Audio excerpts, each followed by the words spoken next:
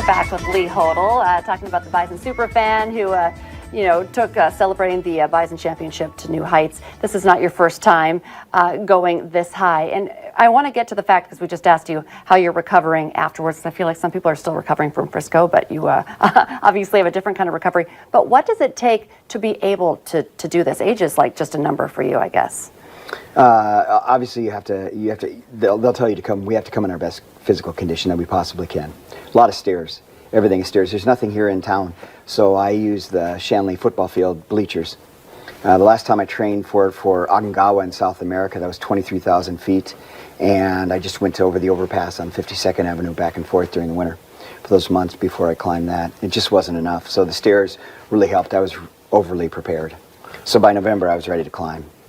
I want to talk about the journey. I mean, you've done many of these. So one, what keeps you going back? And as you go through the journey, it's like, what do you get out of it sort of that you take back into your everyday life? Every one of them are differently, they're located differently across the world. So you're not only walking into that kind of atmosphere and that climb and that challenge, but you're also walking into that culture. So you're learning a whole new language, whether you're saying Asante Sana, which means thank you in Swahili, or you're saying Pasiva, which is Russian for thank you, or Gracias, which is in South America. So other places we've climbed. So you're learning their language, their culture, all of their background. We don't just simply just climb. So do you have native guides taking you up? Or? We do. We'll have some natives. Nice. Yeah, that helps us out. It really does. You don't want to be going up on just simply on your own, because the mountain changes even from year to year in terms of snowfall and where the crevasses are and placement. Every mountain is completely different. I absolutely loved McKinley. But what's the mental game? I mean, I got to imagine going on these journeys, everyone's got a different sort of mental game you got to play, and how do you take that back home now in your regular life and go, wow, I learned this from Mount Kilimanjaro. Here's my life lesson I'm going to now apply.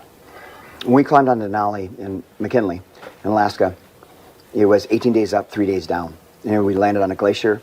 We got up to 14,000 feet, and we were stuck there for a week with 12 to 18 inches of snow falling on our tents every day. And we had to wait for the weather to break. It was coming in from the west. We needed the eastern winds to come in, and the 20 teams that were up on high camp above us never summited. The weather changed. They came down with frostbite. We went up, summited, just like that. Had no gloves on at the summit at 20,000 feet, and it was perfect weather. So part of it is just being very lucky. A large part of it is mental. You have to be willing to say, you have to be willing to put up a lot of pain.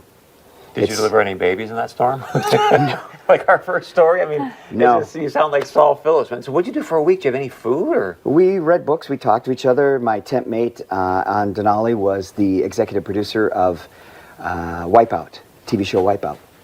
It's incredible. So we talked about that because my kids love the show, and we just get to know each other really well.